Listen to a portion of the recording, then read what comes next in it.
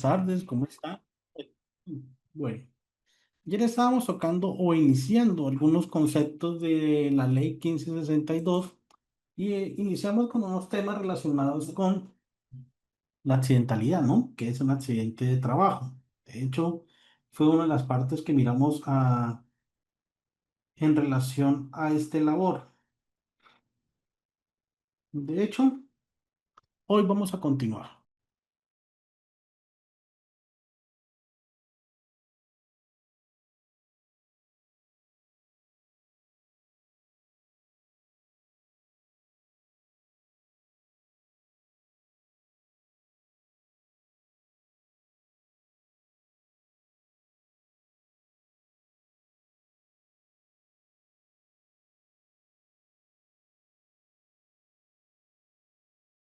Ustedes recuerdan que hace unos años en Colombia teníamos conceptos como salud ocupacional. ¿Sí recuerdan?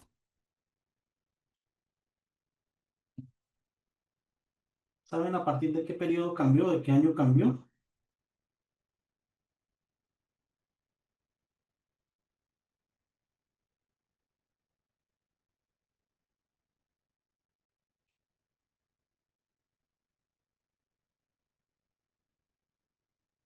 ¿Todavía?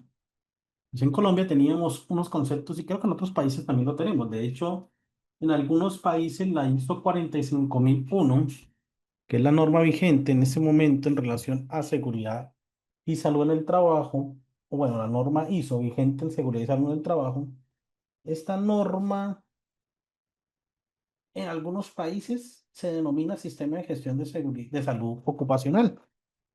¿Ok?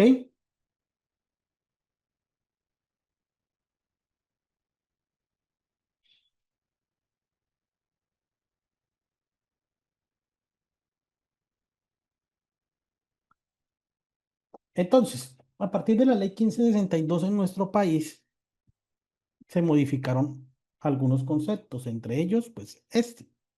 Se dictaron otras disposiciones en materia de seguridad y salud en el trabajo.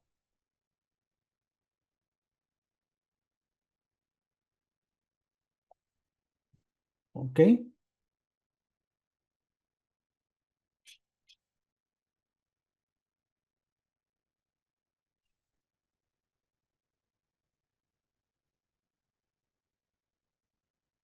Entonces, de acuerdo a ello y basándonos en esto, la norma introdujo unos cambios relativos.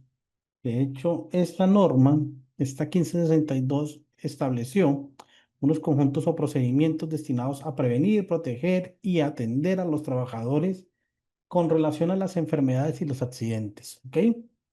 Entonces, la ley, entre los cambios que introdujo, fue la modificación del sistema de riesgos profesionales. De hecho, si ustedes se acuerdan,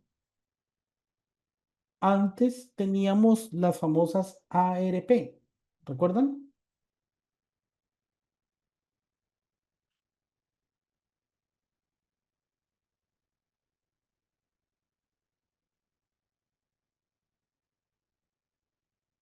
¿Sí? ¿Recuerdan? Pues cambió.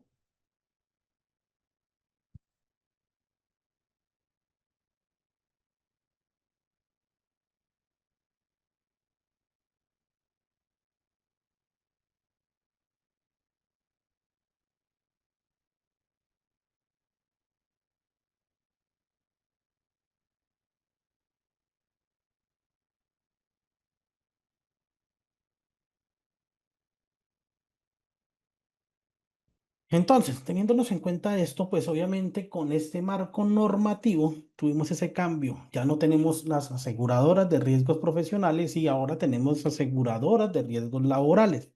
A su vez, resulta que en el año 2012 y anteriores ya no teníamos los famosos profesionales en la seguridad y salud del trabajo. Teníamos profesionales en qué? En salud ocupacional. ¿Alguno de ustedes tiene todavía ese título o tiene ese título de casualidad? ¿Alguno de ustedes tiene el título de profesional en salud ocupacional?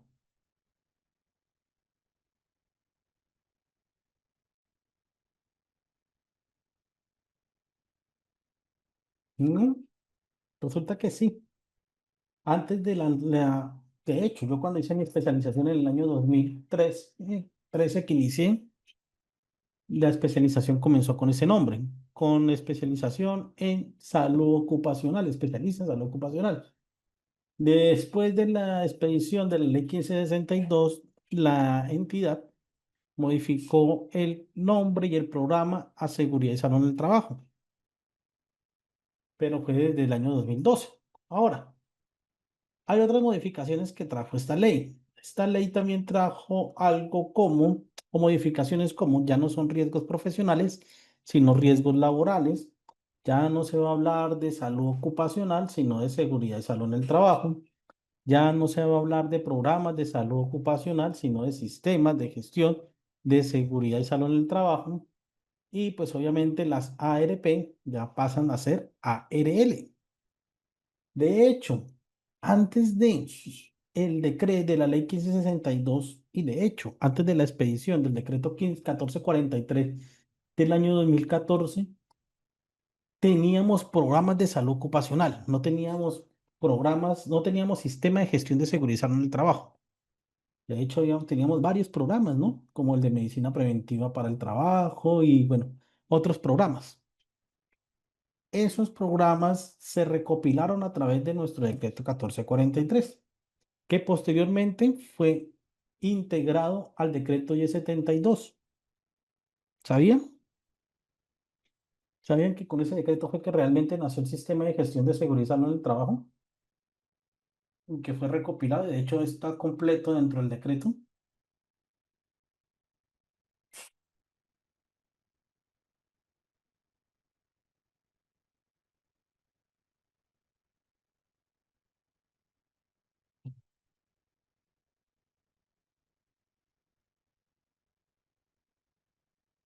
¿Sí? De hecho, esos son uno de los aspectos a tener en cuenta. De hecho, la misma ley también cambió otros conceptos. Por ejemplo, los del comité paritario. Si ustedes miran el marco regulatorio del comité paritario o comité de seguridad y salud en el trabajo, ustedes lo miran y sigue siendo, digamos que al principio, cuando te nació la norma, era el COPASO, el Comité Paritario de Salud Ocupacional. Posterior al nacimiento de la ley 1562, este cambió su concepto y pasó a ser COPAS, con la misma estructura, pero cambió a ser COPAS. De hecho, la ley estableció la obligación y la voluntariedad en la afiliación de trabajadores al sistema de riesgos laborales y dijo lo siguiente. Primero, la afiliación es obligatoria de quienes, de los contratistas y los trabajadores, tanto independientes al sistema de riesgos laborales y que tengan un contrato escrito de prestación de servicios con cualquier entidad. Quiere decir que si usted genera ingresos independiente a través de contratos de prestación de servicios o cualquier otro, usted está obligado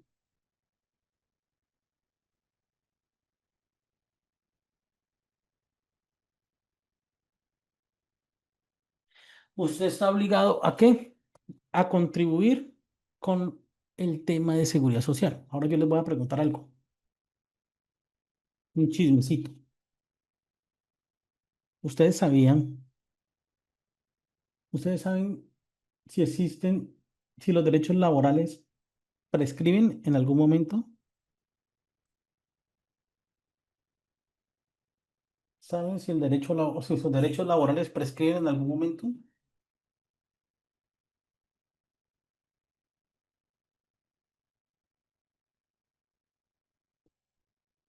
No, pero de Colombia sí, les cuento que sí. En Colombia prescriben. ¿Cuándo? A los 3 años. Quiere decir que si usted en algunos otros países como Nicaragua y Venezuela creo que no, pero en Colombia sí prescriben. ¿Qué quiere decir, señor? Que si usted pasaron 3 años desde el momento en que su derecho se hizo exigible y usted no lo solicitó, prescribe la acción para realizar el cobro de esos derechos laborales.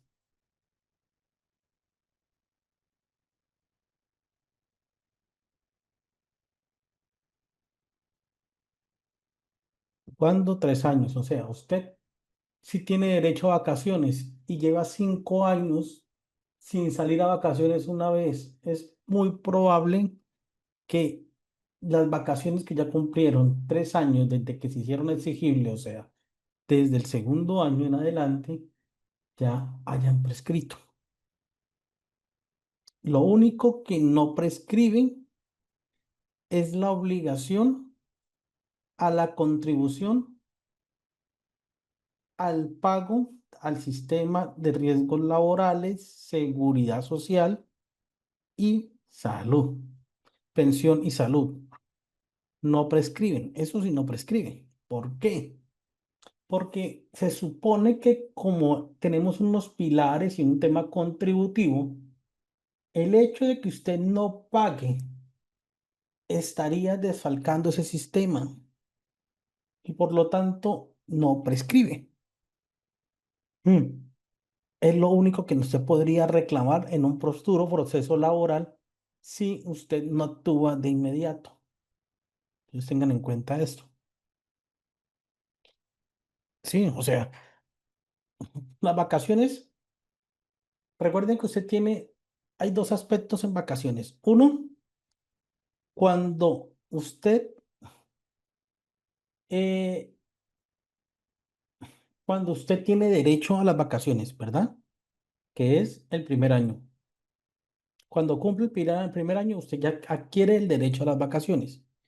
Y a partir del segundo año, esas vacaciones usted las hace exigibles, ¿ok? Si a partir del segundo año que se hace exigible, o sea que usted como empleado puede exigirle al patrón que las dé, si usted deja pasar 3 años, pueden prescribirle ese derecho. ¿Comprenden? Recuerden que hay dos aspectos. Uno, cuando usted quiere el derecho y el otro cuando se lo puede exigir. Y en vacaciones es así. Pasa igual con el tema de pagos de pagos de salarios y demás. Si usted se descuida, pues le prescribe y grave. De hecho, es por ello que hay que tener en cuenta estas situaciones para evitar esos inconvenientes.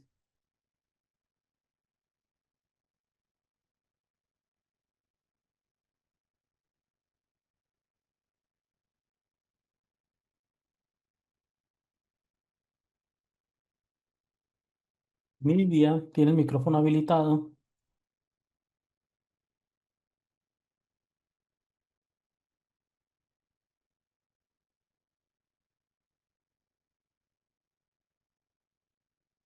Nidia,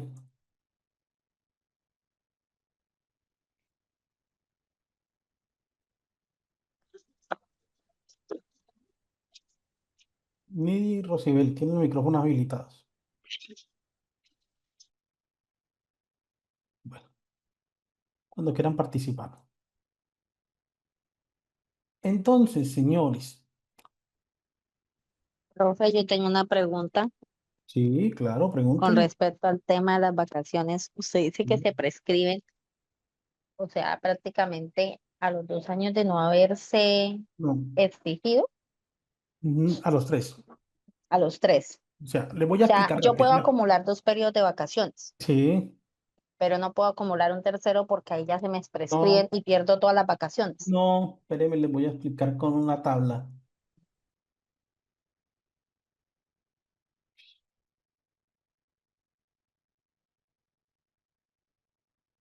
Sí, ya se pueden habilitar. Nidia tiene el micrófono habilitado, si lo quiere habilitar.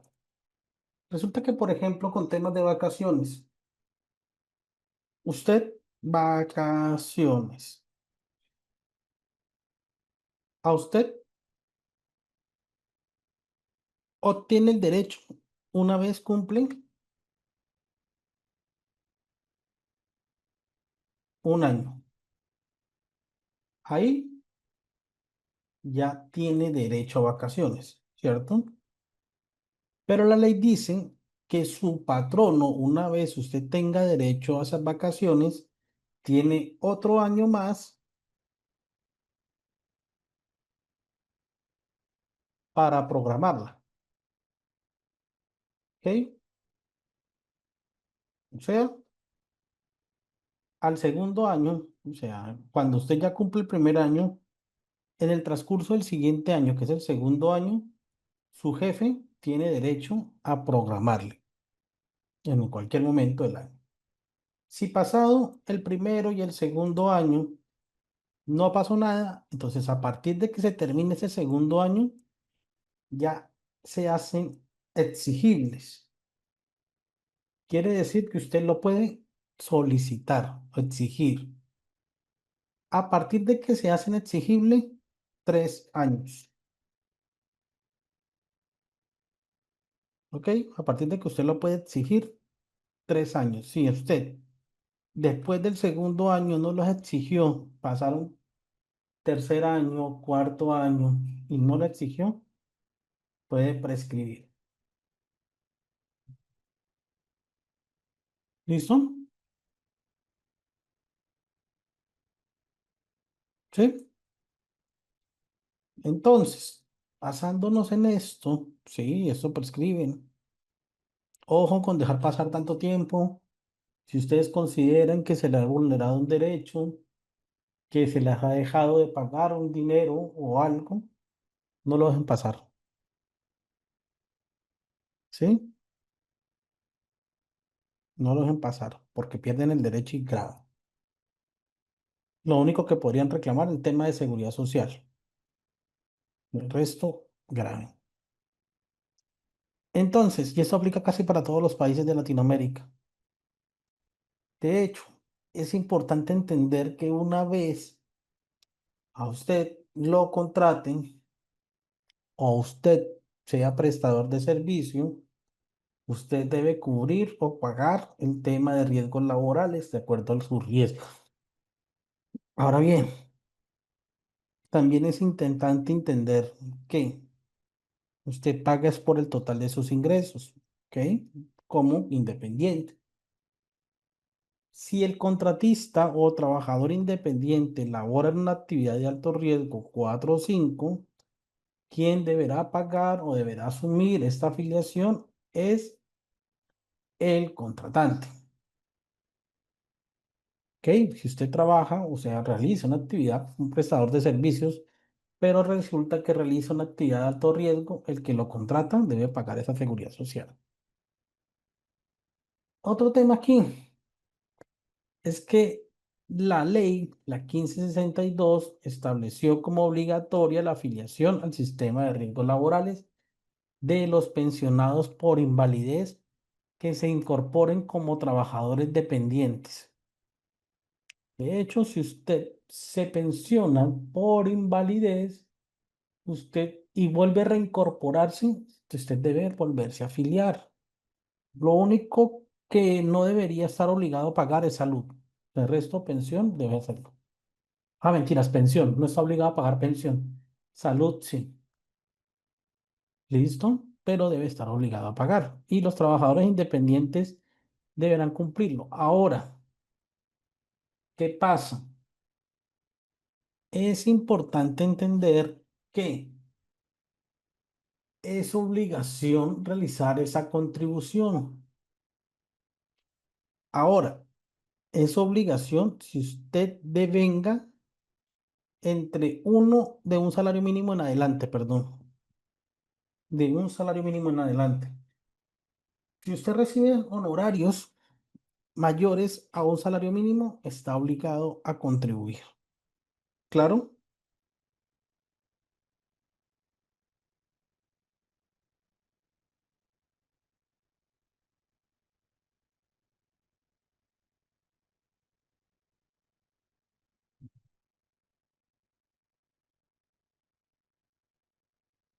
¿Sí? Ojo porque por ahí tenemos, les voy a dar un chisme. ¿Ustedes ya declararon renta? En Colombia estamos en temporada de declaración de renta. ¿Ustedes ya declararon renta?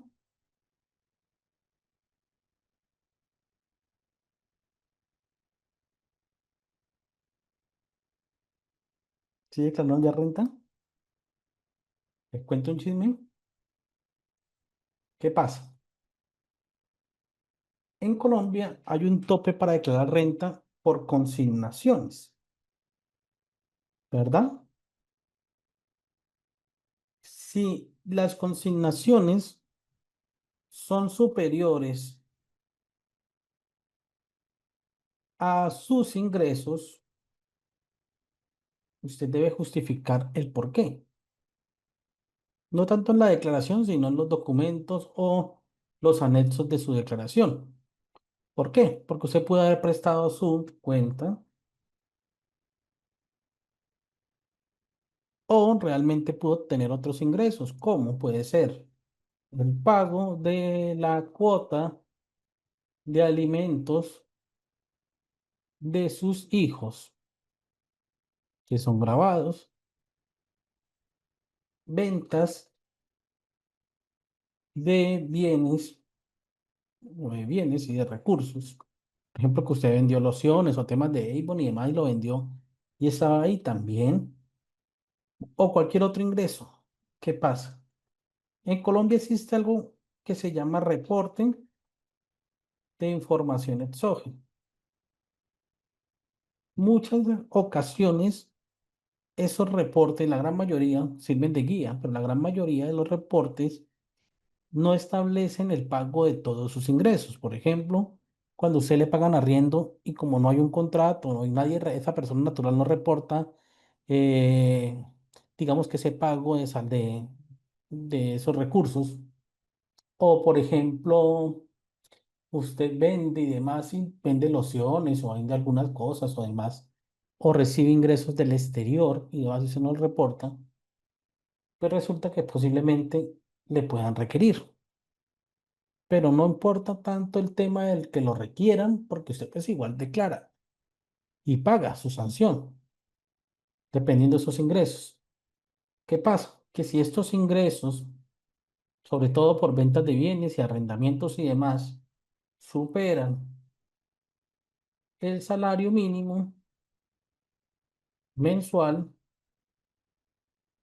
pues por esos ingresos usted debería haber pagado seguridad social. ¿Qué pasa? En Colombia tenemos una unidad de gestión de parafiscales y pensiones que se llama la OGPP, que a través de esa información exógena y las declaraciones de renta que presentamos nos hacen seguimiento.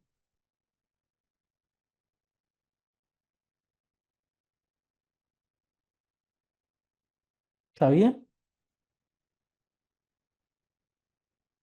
¿Sabían esto?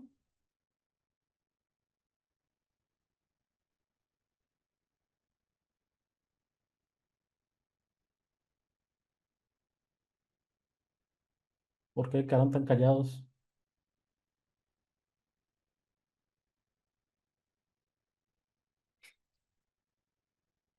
Ese es un tip. ¿Sabían eso? Sí.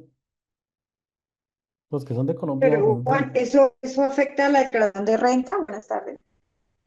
¿qué cosa? O sea, eso tiene nada que ver con los ingresos para declarar o no Claro, porque es que mire, declarar renta. claro, porque es que mire, cuando usted tiene consignaciones El mayores, hecho de que yo tenga unas rentas, unos ingresos mm, inferiores en consignaciones a lo que yo sí, vi que...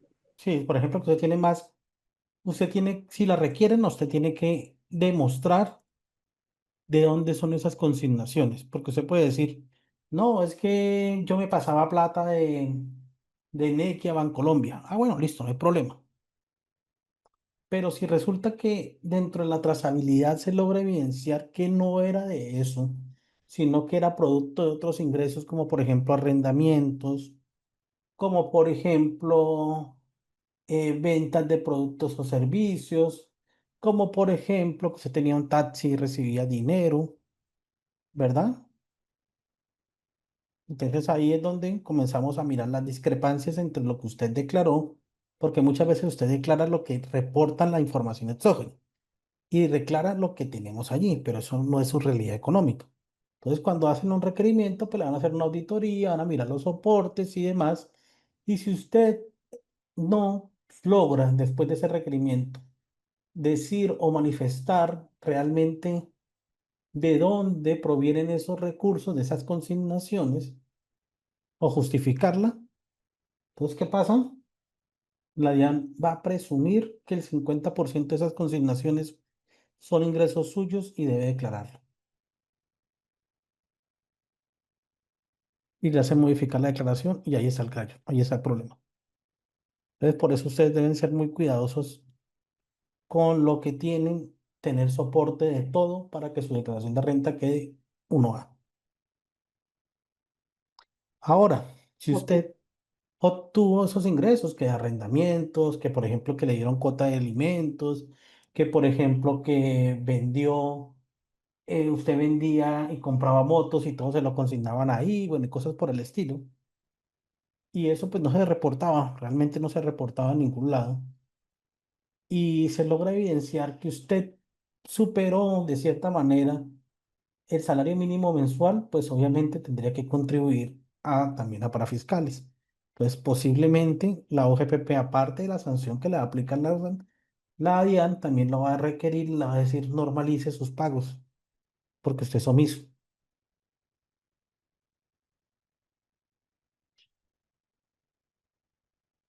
Diana tiene que estar pendiente en su correo o ingrese a su Muisca y revise.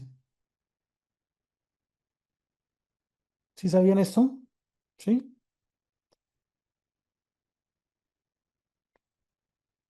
Es que todo está contabilizado. O sea, de hecho, por eso es que cuando ustedes miran su declaración de renta, hay una que dice, hay un cara casilla que dice compras, porque en la casilla que dice compras también se evidencian cuáles fueron las compras que usted hizo. Entonces, si usted dice que tiene ingresos, o mejor, si a usted le han reportado ingresos por un salario mínimo, que son equivalentes más o menos a como 18 millones de pesos al año, alrededor de eso, creo que son 12 como 15 16 millones de pesos al año. Resulta que usted sí recibe un salario mínimo de ingresos, pero tiene compras a su nombre por 100 millones de pesos. Entonces comienza a generar sospecha, ¿cierto? Entonces por eso es que están todos esos temas. De hecho, también se mira el tema, eh, se mira el tema de los cambios patrimoniales. Hay muchos temas allí, pero entonces aquí lo que yo les digo, tengan cuidado con ese tipo de situaciones, porque si ustedes tienen ingresos superiores a un salario mínimo adicional a su salario, recuerden que tienen que contribuir con su obligación del tema de parafiscales. Eso usted ya lo sabe, porque pues pueden ser requeridos más adelante. Entonces, sigamos. ¿Claro? Entonces la ley 1562 pues dijo básicamente, bueno, obligatorio la afiliación al sistema de riesgos laborales del pensionado por invalidez que se incorpore como trabajador dependiente. Asimismo, pues los miembros de agremiaciones y trabajos cuyos pues ingresos pues superen un salario mínimo. También debemos tener en cuenta que esta ley definió los conceptos de accidente de trabajo. Estos conceptos ya los miramos ayer, pero hay algo que también introdujo y es el concepto de enfermedad laboral. Voy a hacer una pregunta. ¿Ustedes creen que es posible que cualquier enfermedad de origen común tenga un nexo causal con una actividad laboral? Sí. En teoría podría ser. ¿Por qué? Eso dependiendo de la actividad laboral. ¿Ok? ¿Por qué? Porque pues usted podría decir, no, es que Em, yo sufro de estrés por mi actividad laboral y resulta que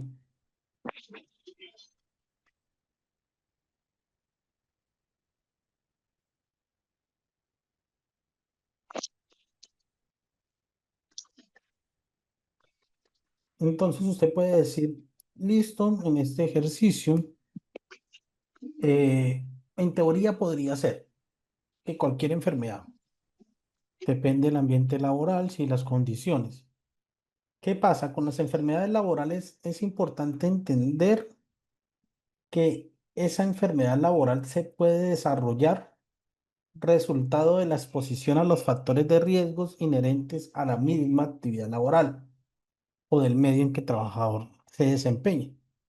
Por ejemplo, una enfermedad de origen pulmonar porque el trabajador está realizando sus labores en un lugar húmedo con humos metálicos o cualquier otro tipo de situaciones, pues puede generarle una enfermedad de origen laboral. ¿Ok? A pesar de que en Colombia tenemos unas tablas, siempre va a ser importante determinar el nexo causal para que esa enfermedad sea realmente de origen laboral. Para ello, inicia o se torna importante entender que uno de los elementos más importantes frente a determinar una enfermedad de origen laboral es el conocer precisamente, el conocer el primero el nexo causal y también segundo el conocer las condiciones laborales en las que usted se encuentra. Ahora bien, recuerden, hay otros temas aquí importantes. Las enfermedades laborales, hay eventos en donde son difíciles de comprobar. Por eso, perdón. También es claro que una de las herramientas claves aquí es el famoso análisis del puesto de trabajo. ¿Lo han escuchado? ¿Han escuchado ese estudio que hacen las empresas frente al puesto de trabajo para determinar el grado de exposición que usted tiene frente a un... ese documento es clave. Ese documento es clave para que las juntas puedan determinar el nexo causal. Ahora, otro elemento clave son las recomendaciones médicas. ¿Ok?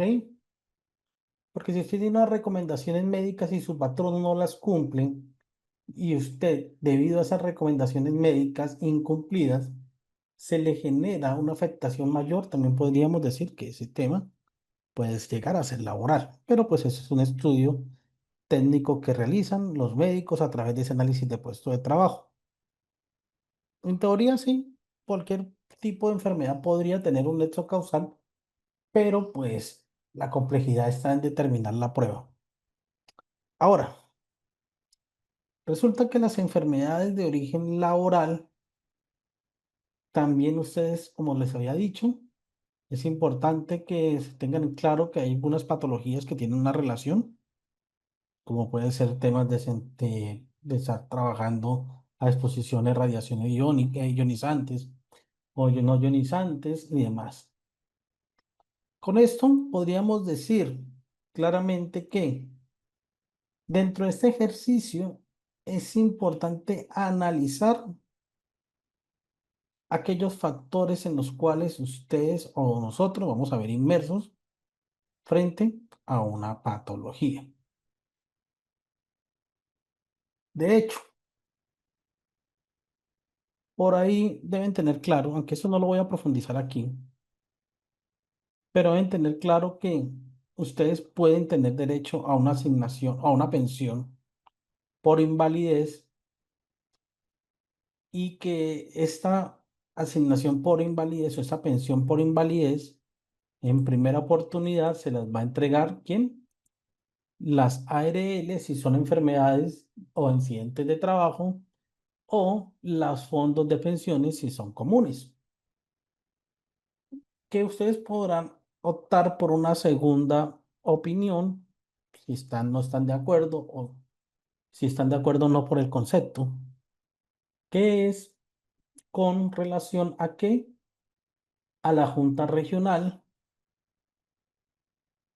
o si ustedes definitivamente consideran que no es viable ese concepto de invalidez, pues a la Junta Nacional. Digamos que son tres oportunidades las que se tienen. Inclusive, usted podría iniciar ante el contencioso digamos que una demanda de nulidad para un concepto frente a con justicia ordinaria, de hecho, a la Junta Nacional, pero si llega al caso, pero ya es muy complejo.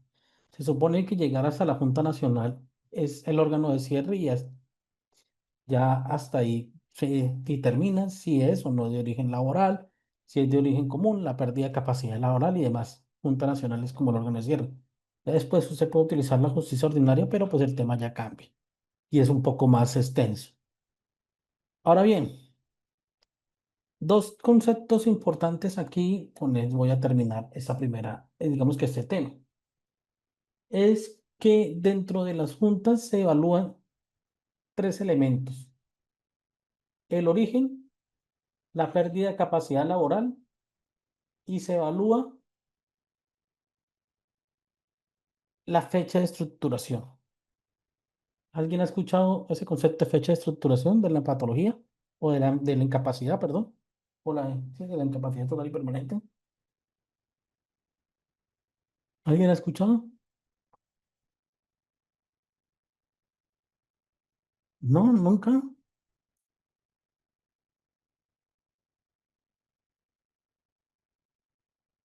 Resulta que a nosotros nos evalúan, cuando nos evalúan una junta, esa junta nos determina algo que se llama fecha de estructuración. ¿En qué se basa? ¿En qué se basa? En los estudios médicos, científicos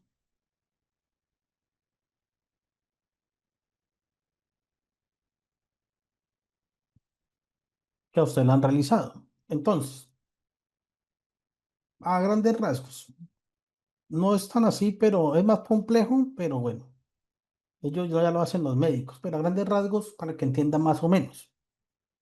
Resulta que usted, dentro del decreto 1507 del 2014, que son, digamos que las tablas para calificación de pérdida de capacidad laboral y determinar la fecha de estructuración, por cada, se divide este en dos. Digamos que ese decreto se divide en dos. En deficiencias y en rol laboral. ¿Ok? El deficiencias básicamente son todas las enfermedades que usted tiene. ¿Ok? Y en el rol laboral es en palabras castizas, porque eso tiene otros temas más amplios, que de pronto en otro diplomado lo profundizamos. En el rol laboral es cómo esas enfermedades o esas patologías influyen en su vida. ¿Ok? Entonces las deficiencias a usted le va a dar el 50% de la calificación y el otro 50% se los va a dar el rol laboral. Quiere decir que usted puede tener todas las enfermedades del mundo, pero si esas enfermedades no le afectan su rol laboral, su estilo de vida y demás, lo máximo que le pueden dar de puntuación es el 50% con todas las enfermedades. Pero si esas enfermedades impiden que, por ejemplo, usted se pueda peinar bien, que, por ejemplo, usted se pueda defender económicamente y demás, pues ese otro 50 le va a dar ese rol laboral. Listo. Resulta que a nosotros nos dan diagnósticos, ¿no? Por ejemplo, diabetes. Entonces, le van a decir a usted, el día 14 02 del 2020 le diagnosticaron esa enfermedad. Esa enfermedad por sí sola da un 15% de pérdida de capacidad laboral. Es un ejemplo. Luego le dicen que tiene hipertensión. ¿Listo? Esa hipertensión se la diagnosticaron el 20/03/2021. Esa hipertensión ya le da otro 10%, para un total hasta ahí de 25%. Todavía no tiene una pérdida de capacidad laboral o una incapacidad total y permanente, mentiras. Luego usted se hizo un tema de hipoacusia, o sea, sordera. Usted se revisó y tenía una pérdida de audición que fue diagnosticada el 25/06/2021. Esa hipoacusia le da otro 10%. Ahí vamos en un 35%. Luego usted se hizo revisar la columna y tenía una hernia discal. Esa hernia discal se la diagnosticaron el 12/02/2022. Esa hernia discal le dio un 8%. Entonces, ¿cuánto llevamos? Un 43%.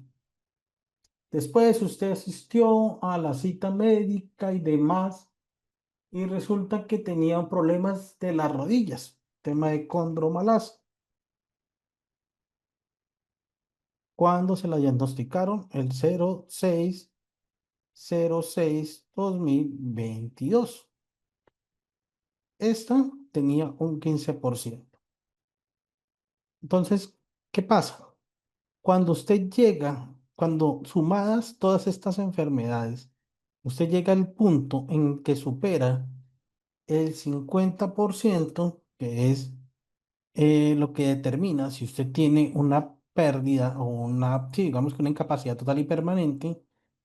Aquí es donde se estructura la incapacidad. No se estructura con las anteriores, sino cuando usted llega a completar o a superar ese 50%. Y esa es la fecha de estructuración de la incapacidad. Entonces, a partir de esa fecha, es que usted tiene derechos. ¿Derechos a qué? A temas pensionales, indemnizatorios y demás. A partir de ahí. Y recuerden que en Colombia, a partir de esa fecha, usted debe tener 50 horas cotizadas, 50 semanas cotizadas en los últimos 3 años antes de la fecha de estructuración. Quiere decir que si usted en ese momento completó la pérdida de capacidad laboral y 3 años atrás usted cotizó 50 semanas, pues tendría derecho a una pensión por invalidez. Si no lo hizo, tendremos que mirar. ¿Listo? ¿Cómo se saca ese porcentaje? Eso es con unas tablas. Estos porcentajes son con unas tablas. Esas tablas están en el decreto 1507, por acá yo lo coloqué. Y se trabaja con algo que se llama una fórmula que se llama la fórmula de Baltasar. Entonces es un poco complejo, porque hay que conocer muy bien las tablas, hay que evaluar. Las tablas le dicen a usted qué diagnóstico debe tener en evaluar. Digamos que es un poco más alineado a lo que manejan los médicos. Nosotros lo podemos leer y de pronto entenderlo, pero hay que tener un conocimiento técnico y conocimiento médico, algo relativo para poderla interpretar. A partir del 50%, 50 más uno. Listo. ¿Claro?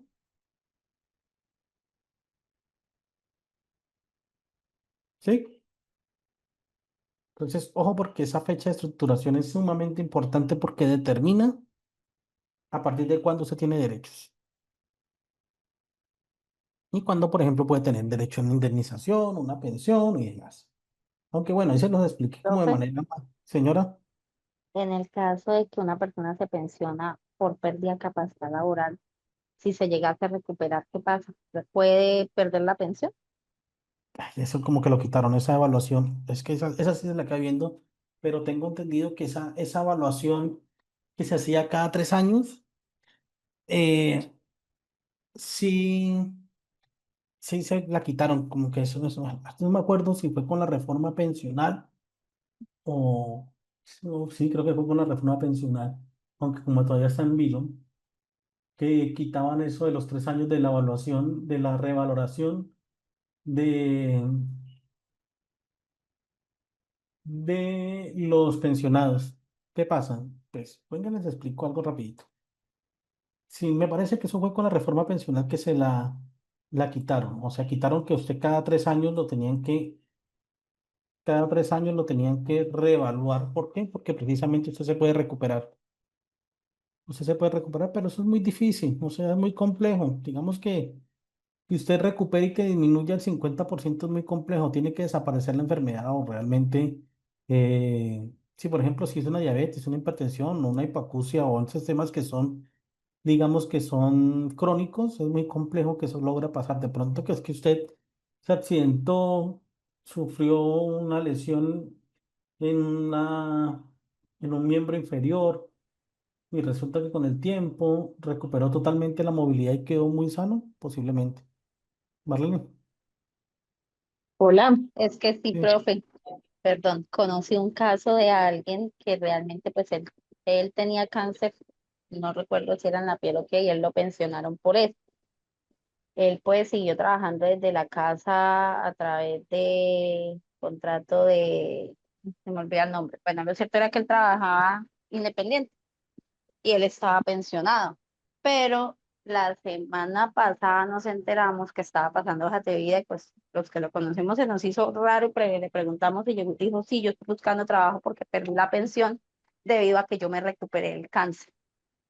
sí, es que yo por eso les digo, esa parte se las quedo debiendo porque creo que con la reforma pensional se eliminó esa calificación, pero no estoy muy seguro. Me parece que sí fue con la reforma pensional, pero como está en vilo, entonces no sé realmente, pero sí, a nosotros nos pueden evaluar, a los pensionados sí los podían evaluar cada 3 años para evaluar si se ha recuperado o no. Marlene, ¿tienes algo? ¿Tienes el micrófono habilitado? Sí, muy buenas tardes a todos los presentes.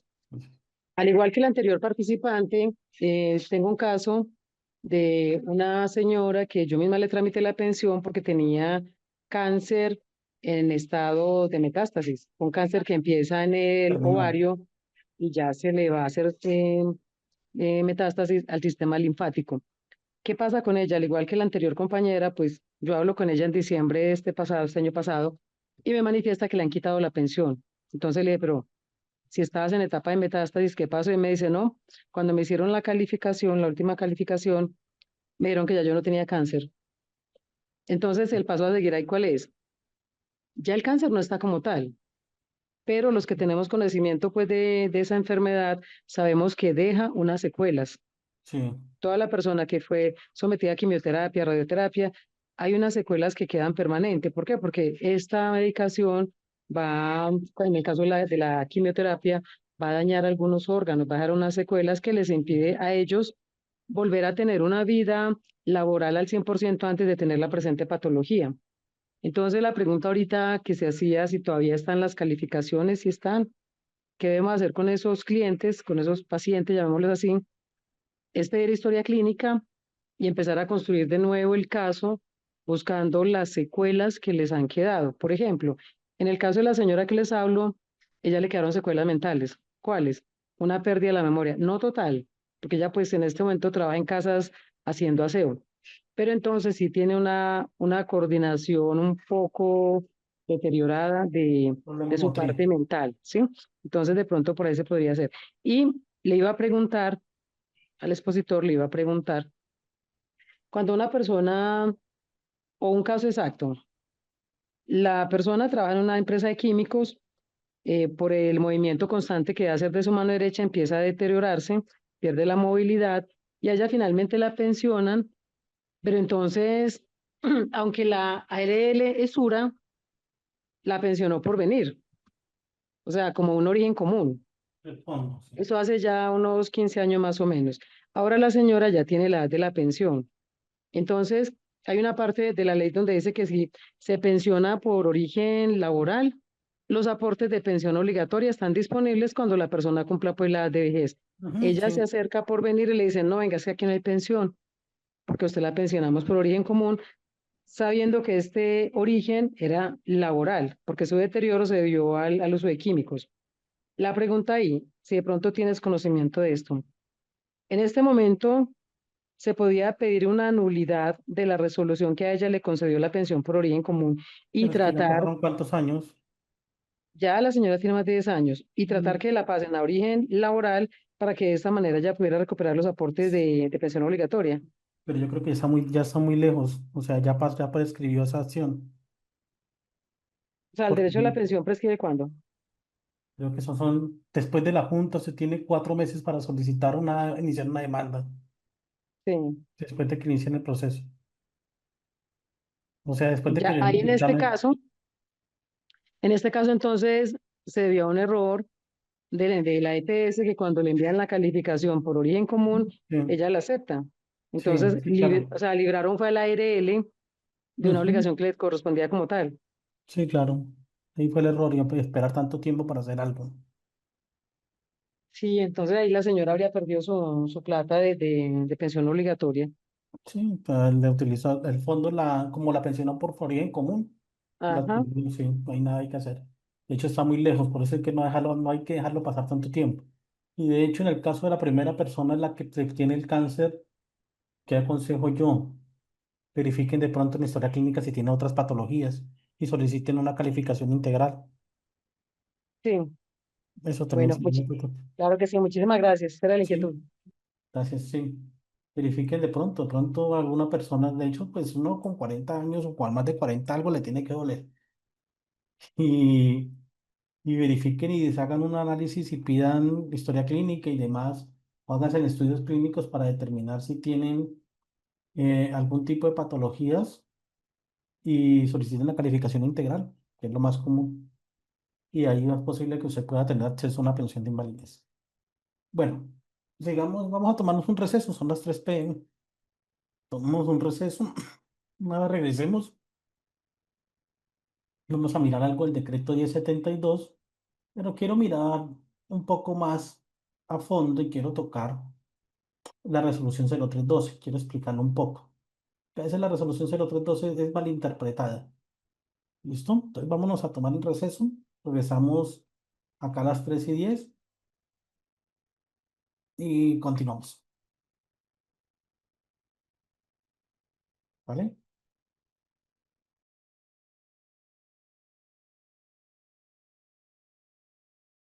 Listo, señores. Vamos a tocar ese último tema. Ese tema, bueno. Este tema debemos tenerlo claro porque resulta que en Colombia tenemos un marco regulatorio dentro del sistema de gestión de seguridad y salud del trabajo. Entre ellos, o entre él, digamos que tenemos la resolución 0312. Esta resolución 0312, pues regula, o mejor, estableció los estándares mínimos, ¿ok? E introdujo unas categorías para la implementación de dichos estándares. ¿De acuerdo a qué? A los tipos de riesgos y a el tamaño de la organización. ¿Ok? De hecho, pues se introdujeron varios, ¿no? 4 específicamente. Microempresas, unidades de producción agropecuaria, pequeñas empresas, medianas empresas y a que tengan riesgo 4 y 5. Voy a hacer una pregunta aquí. Si usted es microempresa, la resolución dice que debe establecer,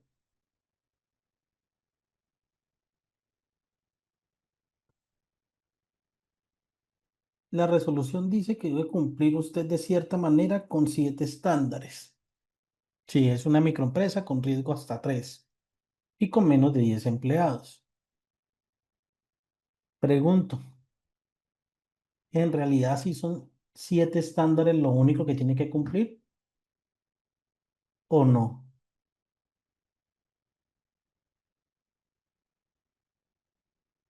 o estamos orientándonos mal.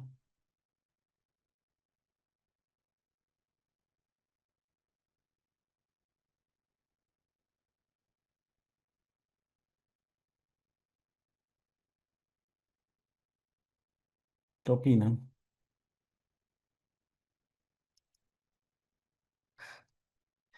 Resulta que la resolución 0312, dentro de su marco normativo, estableció unos estándares mínimos para aquellas empresas que tienen entre 10 colaboradores o 10 empleados.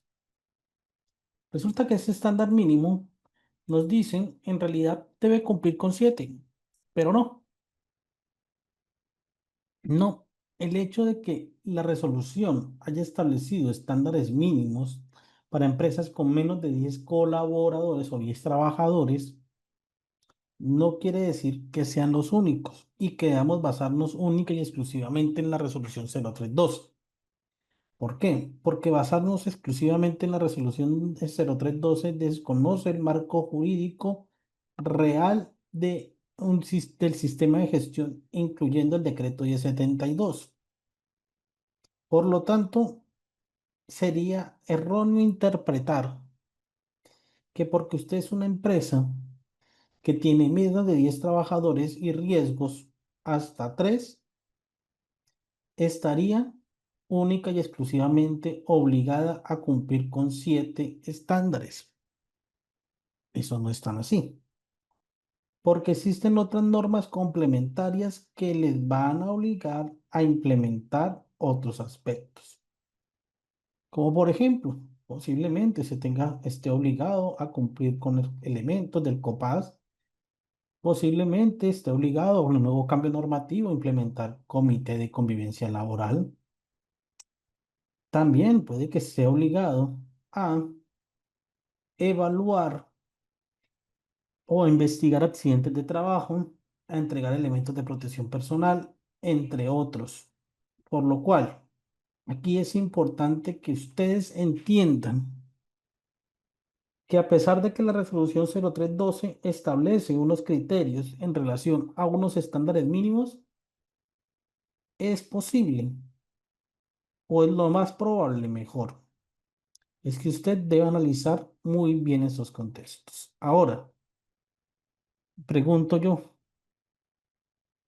para determinar la cantidad de colaboradores o de trabajadores que usted tiene, deberá tener en cuenta sí o no aquellas personas contratistas o que realizan trabajo por prestación de servicio dentro de su organización.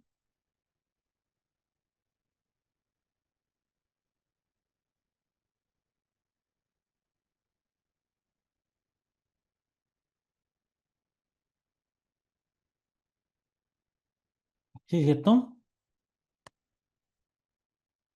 Claro. Entonces, si yo le pregunto lo siguiente, si yo le pregunto lo siguiente, usted tiene 5 empleados directos,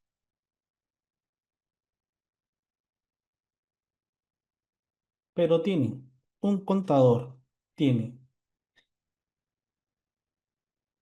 un asesor en seguridad y salud del trabajo, tiene un abogado,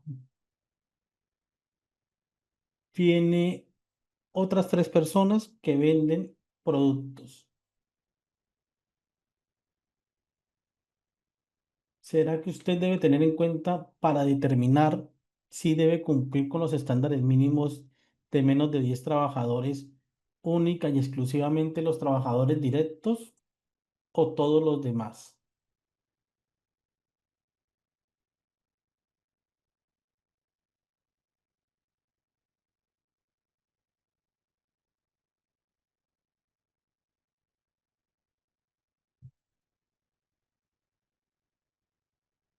Se deben tener en cuenta todos. Entonces, si usted tiene, digamos que esta estructura, aquí tendría 11 trabajadores, por lo tanto, ya no le aplicarían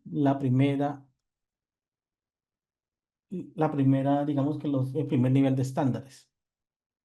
¿Ok? Lo que usted tiene que tener en cuenta son todos los trabajadores, de hecho. Pues de acuerdo a los conceptos de trabajadores direccionados por el Ministerio de Trabajo, se dice que un trabajador es todo aquel que desempeña una actividad remunerada independientemente del vínculo contractual que se tenga o del tipo contractual que se tenga con la entidad. Eso incluye trabajadores y contratistas. ¿Listo? Para que de pronto lo tengan en cuenta, porque muchos dicen, ay, es que yo tengo que implementar única y exclusivamente los 7 estándares. Errado. Es que yo tengo nomás 5 empleados directos, sí, pero tiene 10 contratistas y entonces ellos no los va a cubrir.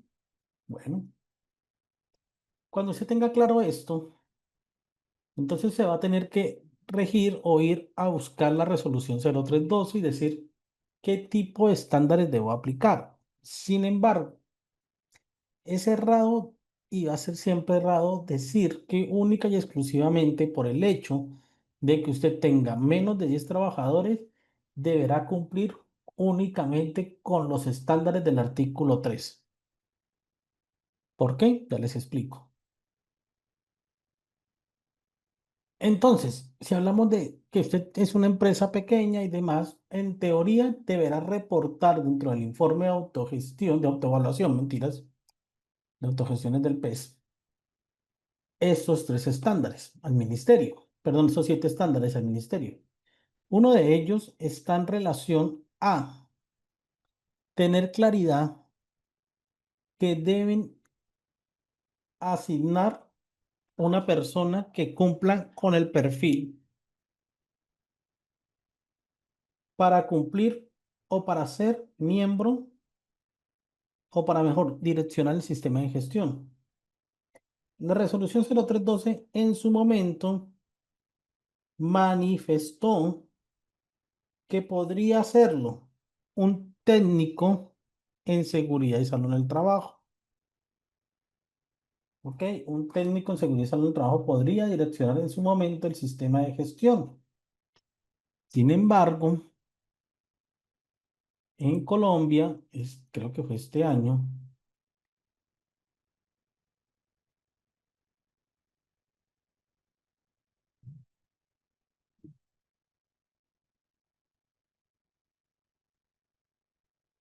cero novecientos ocho me parece que es, del 2025 esta. Sí, la resolución 0908 del 2025 introdujo unos cambios en materia de las licencias, para los que de pronto la conocen. Y de una manera u otra cambió, digamos que la manera o el alcance de las licencias en seguridad y salud en el trabajo. Por lo tanto, a partir de la expedición de la resolución 0908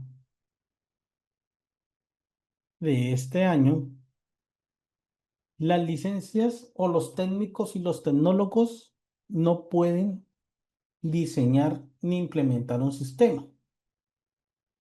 Estas personas técnicas y tecnólogas, en teoría, podrían ser o servir de apoyo para la implementación o para el sistema de gestión, pero el que debe firmar todo lo que tiene que ver con el sistema de gestión es quién, es el profesional. ¿Claro?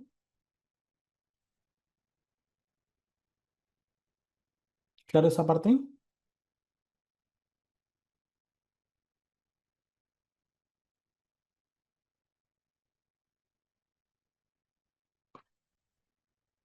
Listo. ¿De acuerdo o no de acuerdo conmigo? ¿O estoy errado?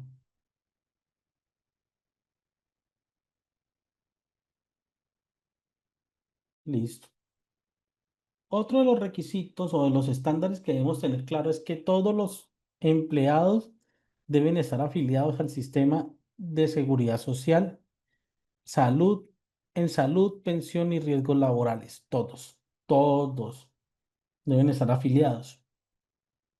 Tercero, el profesional en seguridad y salud en el trabajo, una vez realice su valoración en la matriz de riesgos, la matriz legal y la matriz de riesgos y peligros, perdón, peligros y riesgos, va a tener que construir un plan anual de trabajo, que es el que le debe entregar a la entidad,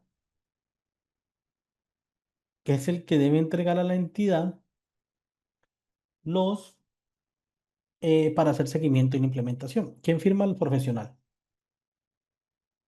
¿Listo? Entonces también es otro elemento. Luego vamos a encontrar eh, las evaluaciones médicas ocupacionales, que todas las entidades deben cumplirlo. Posterior a ello, la identificación de peligros y valoración de riesgos a través de sus metodologías y matrices. Y por último, algunas medidas de prevención frente a los riesgos priorizados en relación a la matriz anterior. Con todo ello, tenemos que, si bien es cierto, debemos implementar unas acciones para permitir gestionar el sistema a través de estos 7 estándares, no son los únicos. Porque si vamos al siguiente nivel, que son empresas de más de 10 y hasta 50 trabajadores, aquí aplican algo diferente. Porque aparte de asignar una persona, ¿ok? Que en este caso la resolución decía que tecnólogo, pero ya les dije que eso pues cambió con el cambio de las licencias. Aparte de eso, debemos asignar recursos. Yo le voy a preguntar algo. ¿Será que si usted, dentro de los estándares mínimos del artículo anterior, usted no debe asignar recursos para el sistema, a pesar de que el numeral o el articulado no lo dicen?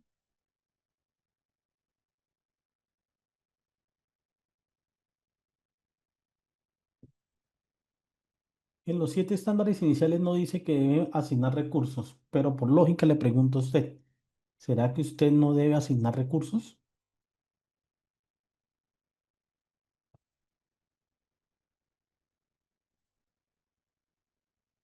¿Cierto que sí? Porque entonces, ¿cómo funciona un sistema sin recursos? Yo sí creo Entonces que ya sí, no porque teníamos, ya todo. no tendremos 7, como mínimo ya vamos en 8. Bueno, luego hablamos de la conformación del COPAS. Conformación del COPAS. Vamos a ver algo aquí.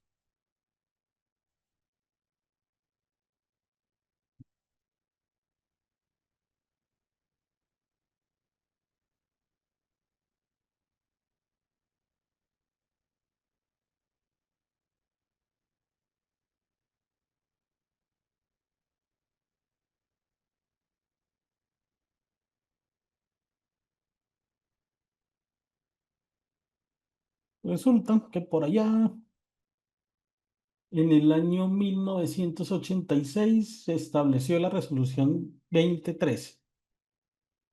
Esa resolución 2013 introdujo el famoso comité paritario, ¿ok? Y dice quiénes están obligados.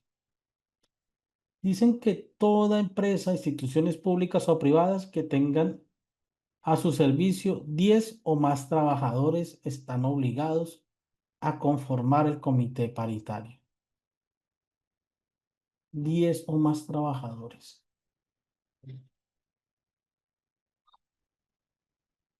Entonces, aquí es donde yo le pregunto, como la resolución 0312 establece como primer criterio tener hasta 10 trabajadores en el artículo 3, ¿qué pasa si su empresa tiene 10 trabajadores? Exactamente 10 trabajadores. ¿Será que está obligada a complementar el COPAS? Se encuentra en ese nivel, digamos que en ese nivel de estándares.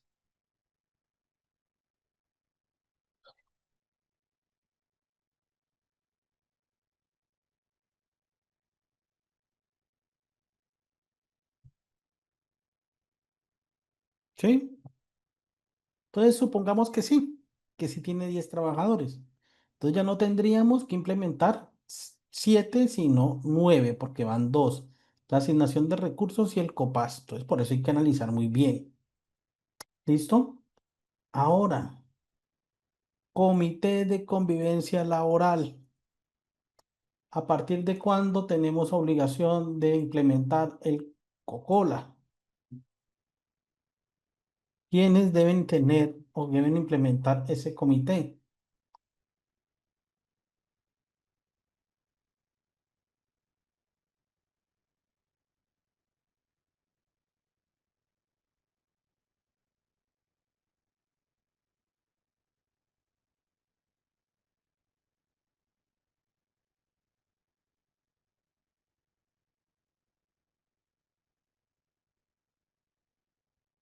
Entonces vamos a regirnos, a mirar nuevamente, aunque eso lo vamos a profundizar después. Vamos a mirar la 3461 del 2025, por la cual pues se establecen lineamientos para la conformación y el lineamiento del Comité de Convivencia Laboral. Vamos a irnos específicamente por aquí en un artículo que dice objeto y el ámbito de aplicación. El objeto de la presente resolución es definir la conformación y el funcionamiento del comité, ¿ok? Para todas las empresas, empleadores públicos y privados. La presente resolución se aplica a todos los empleadores y empresas públicas, contratantes, contratistas, dependientes e independientes, estudiantes y demás en su competencia. Entonces, para todos. Dice que estará compuesto por un representante del empleador y demás. Entonces, para entidades públicas o privadas con menos de 5 trabajadores, el comité estará compuesto por un representante de los trabajadores y uno del empleador. Ay, entonces, si yo pertenezco a los estándares, a los 7 estándares iniciales del artículo 3, ¿no tengo que aplicar comité de convivencia laboral? Porque tengo 7 empleados.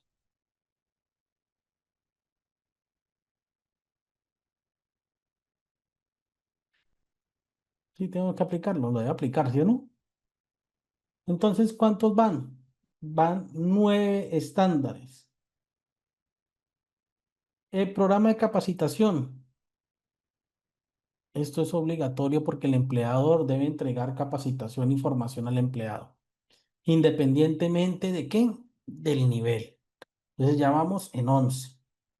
La política, yo sugiero que la implementemos, porque es el lineamiento hacia dónde va el sistema. Un sistema sin política no es sistema. Entonces deberíamos implementarlo. Van 12. Señor de Samsung, lo escucho. Gracias, doctor. Es que como estamos ahí en convivencia, hoy tuve una PQR. ¿Se me va a hablar de las PQRs? ¿O puedo? De las cajeras. No, hábleme, señora, cuéntame, escucho. Es que resulta que hoy nos enviaron al comité una queja sobre que teníamos un QR anteriormente, se podía hacer anónimo, pero ahora les estamos solicitando ¿cómo se llama? Un correo para poderle dar respuesta. Pero ellos dicen que eso no, que eso es arbitrario. Quería saber si nos toca quitar ese. Pero entonces, ¿cómo le da respuesta al peticionario? Nosotros normalmente le damos respuesta como dice ¿cómo se llama? El manual que tenemos, que se les da respuesta a través de una cartelera en el comedor a los anónimos, todos los anónimos. Y pues que ya vinieron de la Secretaría de Salud y nos dijeron que estaba bien. Pero eso fue después de que vino la Secretaría de Salud y la empresa tomó esa decisión. Pero entonces hoy nos hicieron ese reclamo, pero no supimos, pues dijimos que íbamos a investigar si sí se puede, si es legal o no. Yo pienso que no, pero déjeme, yo le averiguo, porque eso sí se la queda viendo. Listo, doctor, le agradezco. Dígame, yo se Muy la queda gentil. viendo. Sí, Nosotros también la quedamos debiendo. no, que se Listo, la queda viendo. listo, doctor. Le Listo. agradezco, muy amable. Bueno, entonces, miren que Miren que ya vamos en 11 criterios. El archivo. ¿Será que todas las empresas no deben cumplir con el archivo? Independientemente de la cantidad de trabajadores y el riesgo, ¿será que no deben cumplir con tener el archivo, digamos que a través de las salas de retención y la conservación, porque hay algunos documentos que requieren hasta 20 años de conservación? ¿Será que no? Entonces ya van 12. Digamos que la descripción sociodemográfica, pues obviamente también para conocer el diagnóstico de las condiciones de salud de mis trabajadores, igual. Las actividades de medicina para preventiva para el trabajo también, entonces ya van 14. ¿Será que porque usted está en los 7 estándares iniciales no va a tener que cumplir con las restricciones médicas? ¿O eso no aplica porque yo tengo 7 estándares y soy una microempresa? ¿Será que eso no aplica?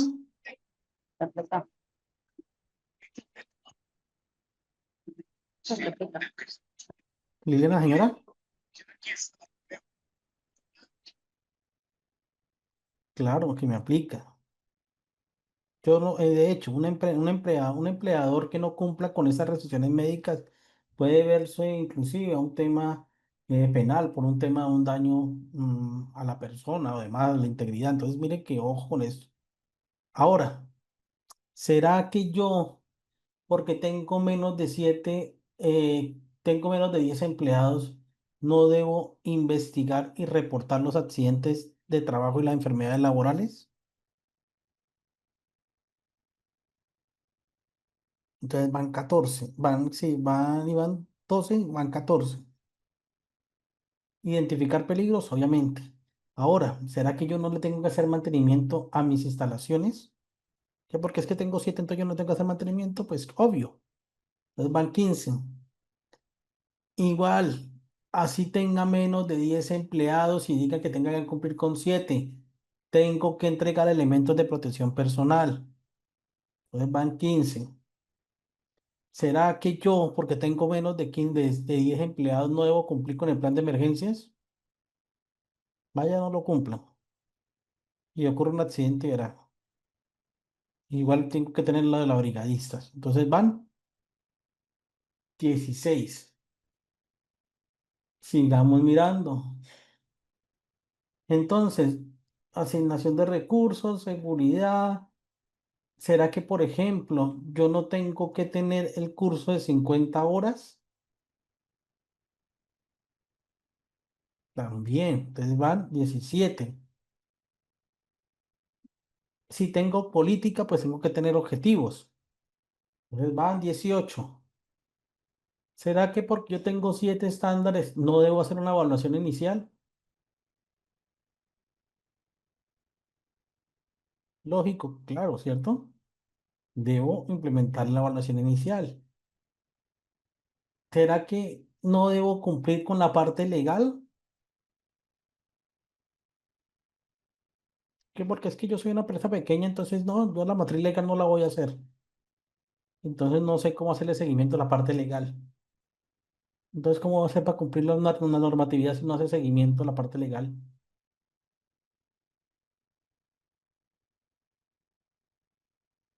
Mm, ¿Será que no tiene que tener mecanismos de comunicación? Por ejemplo, mecanismos para que los empleados envíen sus autorreportes de condiciones de salud. ¿Será que no? Ay, vea, pues, de pronto la evaluación y la selección de proveedores, digamos que también. Entonces van 20, la gestión del cambio 21, los perfiles del cargo, esto aplica para todos, independientemente del tamaño de la empresa. 22, eh, eh, eh, servicios de higiene también 23. Los indicadores, el tema ausentismo. Si usted es una empresa que manipula, trabaja sustancias o agentes que se cataloguen cancerígenos, pues también 22. Las mediciones medioambientales también 23. Mm, mm. ¿Será que usted como empresa no debe tener procedimientos internos? Así sea pequeñita. 24. ¿Será que no debe tener que hacer inspecciones a sus máquinas? No, no lo hagan. No hagan inspecciones. 25. Mm, mm. Bueno, auditoría no tanto. Mm, como mínimo son 25 estándares. Entonces, ¿a qué voy con esto? Muchas personas, la creencia es que cuando miramos la resolución 0312, ya con ello, el hecho de cumplir con 7 estándares, que porque yo soy una empresa pequeña, entonces ya con eso bastó. ¿Qué opinan ustedes de eso? Que ustedes lo contratan hoy como asesor de seguridad en el trabajo y le dice el empleador, no, pero es que yo soy una empresa pequeña, yo debo cumplir con 7 estándares. ¿Usted qué le va a decir? Sí, señor, 7 estándares y ya.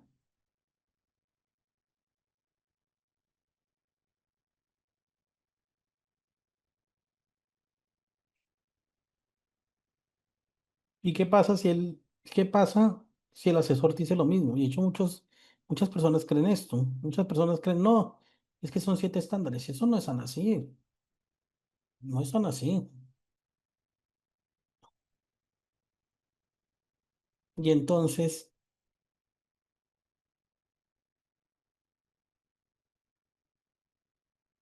yo no puedo decir un diagnóstico hasta que no evalúe todo, pero como mínimo son como 25 estándares. Como mínimo, 25 por etapas, 25 elementos. Independientemente de si la empresa tiene uno o dos empleados, como mínimo 25.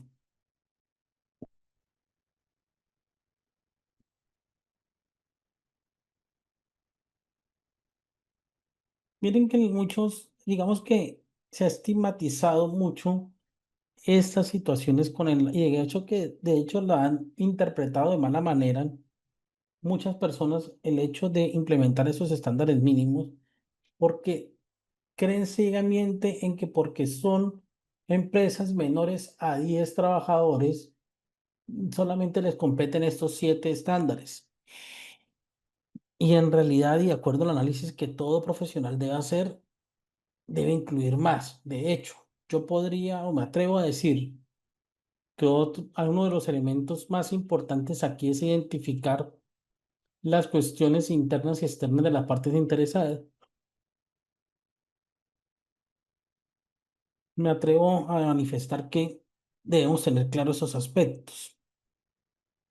Yo no me puedo basar únicamente en que, no, soy una empresa pequeña, entonces voy a cumplir con 7 estándares. No, señor, no es lógico y podría llegar a afectarme a futuro, porque puede tener un requerimiento del ministerio y el ministerio le va a pedir todos los 60.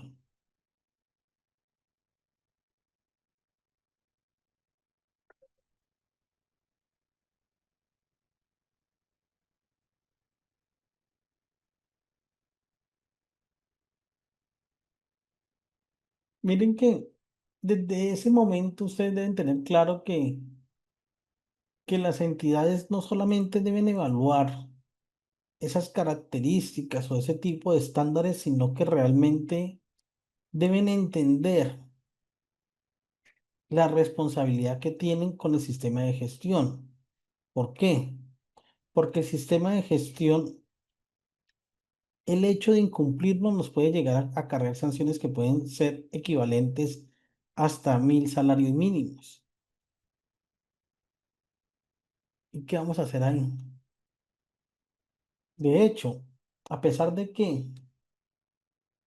a pesar de que en los estándares mínimos no se contemplan, hay otros elementos que también debemos incorporar dentro de nuestro sistema.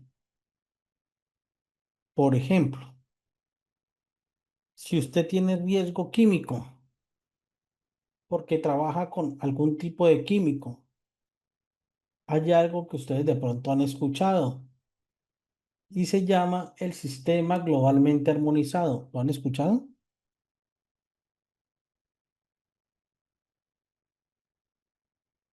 ¿sí?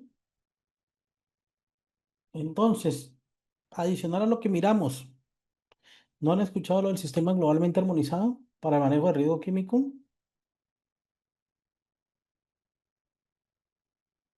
Con ese sobrepeso y ese saco rojo. ¿No? Pues para los que manejen algún tipo de riesgo químico, deben implementar ese sistema. Ahora, ¿ustedes han escuchado de las famosas baterías de riesgo psicosocial?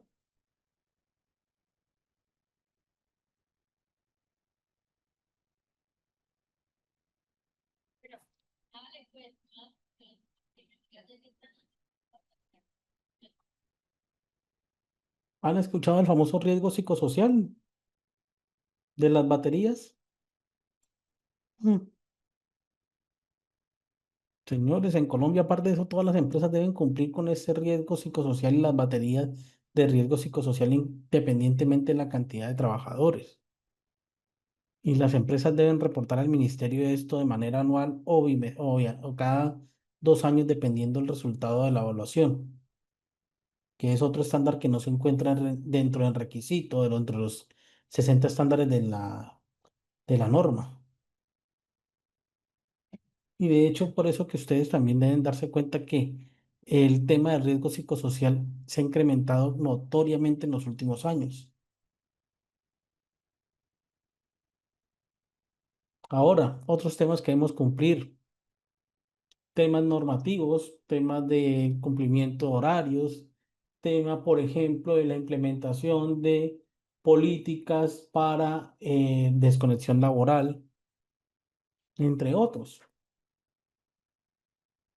Entonces, si hoy a ustedes les ofrecen implementar un sistema de gestión en una empresa pequeña, ¿qué van a decir? ¿Le voy a implementar los 7 estándares mínimos y ya? ¿O qué van a hacer?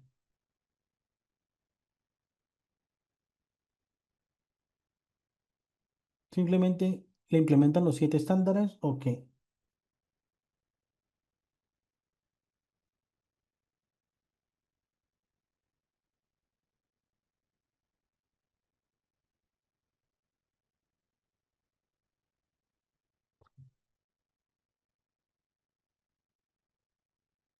Miren que la creencia de las entidades frente a esto genera gran controversia. De hecho, la creencia de estas situaciones, aunque sea pequeña, debe aplicar muchos estándares, muchos requisitos.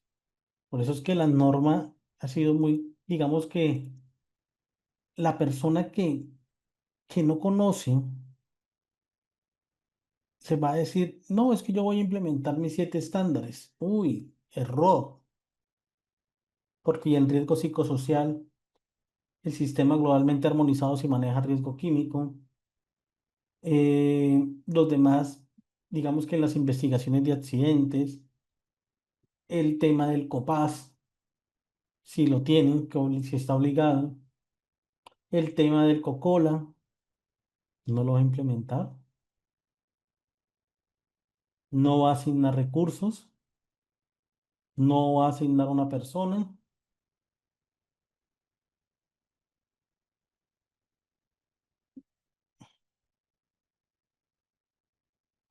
Ese documento se puede descargar si yo los tengo, los 60 estándares se los envío. Están dentro del material, creo. Entonces, miren que, si no me acuerdan, yo se los cargo ahí. Si revisen, si no, yo se los cargo ahí ahorita. Entonces, miren que, señores, a veces suele ser muy complejo esto del sistema porque muchas entidades no le prestan atención.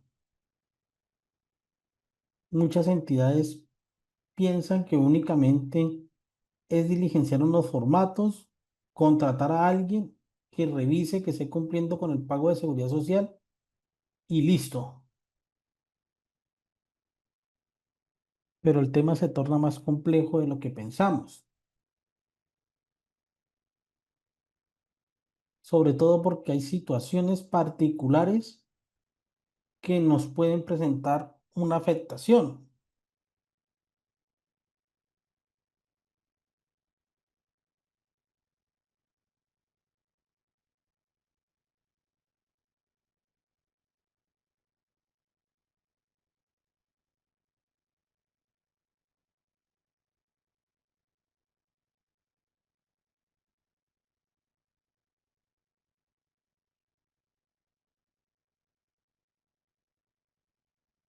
Y entonces, ¿ahí qué hacemos? Y de hecho hay asesores que también confunden a las personas.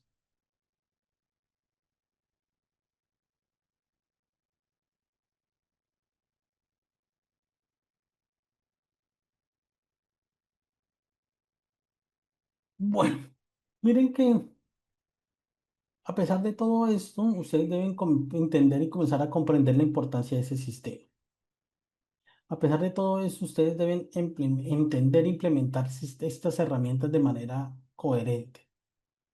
Porque, y exponerle a su cliente, si se tienen, exponerle esas necesidades y esas herramientas. ¿Por qué? Porque si ustedes no lo hacen, seguramente se van a ver, o esta persona puede verse inmersa en una sanción. Y el asesor que les dijo, no, es que va a implementar 5, 4 o 3 7 estándares, porque a mí me dice la resolución que así es, puede estar asesorando mal.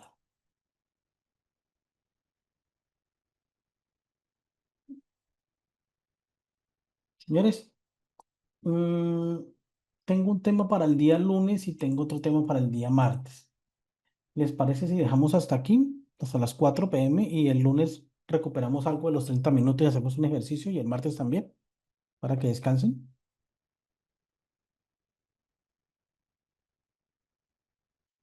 ¿Sí? El día lunes miraremos lo del perfil, la construcción del perfil y competencias. ¿Listo? Que tengan un resto de fin de semana agradable. Les deseo una feliz resto de tarde. Que estén bien.